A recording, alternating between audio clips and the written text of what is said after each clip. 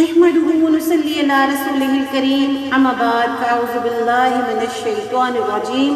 بسم اللہ الرحمن الرحیم۔ سب سے پہلے میں آپ سب اساتذہ کرام کی اپنے دل کی اتھا گہرائیوں سے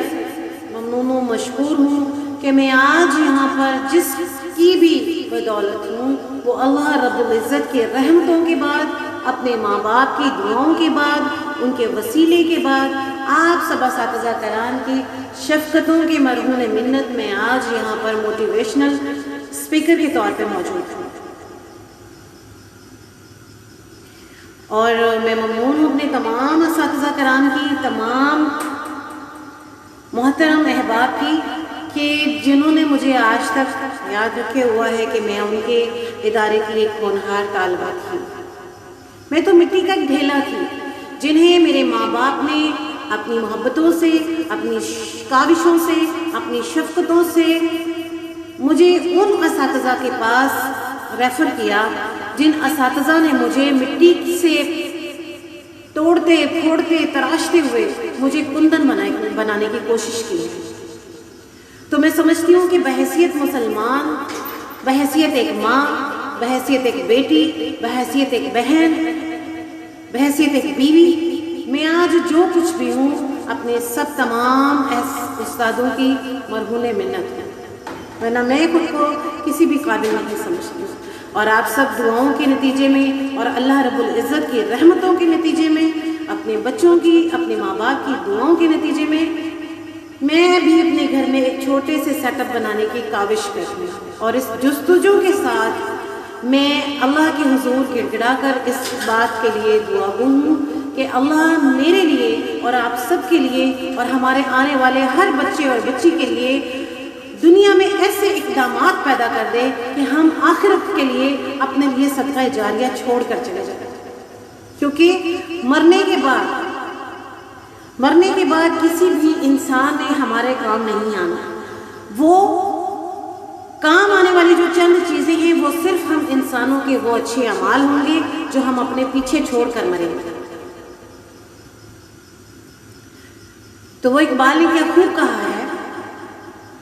نشہ پلا کے گرانا تو سب کو آتا ہے، نشہ پلا کے گرانا تو سب کو آتا ہے، مزہ تو تب ہے کہ گرتوں کو تھام لے سکتا۔ تو اس دنیا میں، اس نفسا نفسی کے عالم میں کوئی بھی ایسا انسان نہیں ہے جو گرتوں کو تھامنے والا ہے۔ وہ وہی انسان گرتوں کو تھامنے والا ہے جس کے اندر امت محمدیہ کا درد ہے،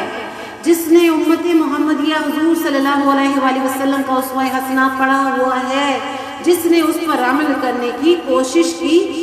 عہد باندھا ہے۔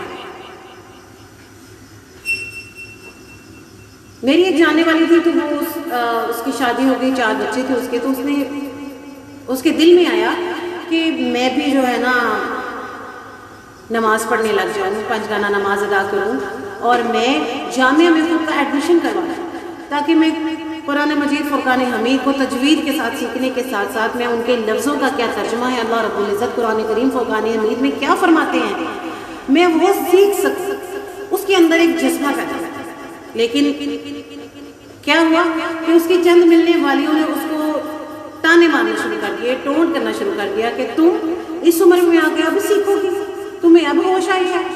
بچپن میں تم کہاں تھی، جب تمہیں ضرورت تھی تب تم نے کیوں نہیں سیکھا، تمہارے ماں باپ نے تو تمہیں ڈالا نہیں ہے، تو اب کیا ضرورت ہے، اب تمہاری شادی ہو گئی ہے، بال بچے دار ہو گئی ہو، ماں ہو، اب اپنے بچوں کو سکھاؤ، ان پر عمل کرو۔ تو جب اس نے میرے پاس آئی تو وہ رونے لگی، تو کہنے لگی اس طرح بات ہو گئی ہے، تو میں جو ہے نا بہت زیادہ شرمسار ہوں، بہت زیادہ پریشان ہوں کہ میں اب اس عمر میں آ کے جو ہے نا میں سیکھنے کی کوشش کر رہی ہوں۔ تو مجھے بہت دکھ اور افسوس بھی ہوا ان بہنوں پر کہ جنہوں نے اس کے جذبے کو لات مار دی، کہ اگر اس کے اندر جذبہ آیا ہے اللہ کی ذات کو سمجھنے کا، نبی کریم صلی اللہ علیہ وآلہ وسلم کی اسوہ حسنہ پر چلنے کا، تو میری کچھ بہنوں نے اس کو مذاق بنا کر اس کی جو ہے دل آزاری کر دی اور اس کو بیچ راہ سے ہٹنے پر مجبور کر دیا۔ میں اس کو ڈیلی کالز کرنے لگی، ڈیلی بات کرنے لگی، میں نے آدھا گھنٹہ اس پہ جو ہے نا مغز ماری کی، مگر وہ ٹس سے مس نہیں ہوئی۔ اس نے کہا نہیں اب میری شادی ہو گئی ہے،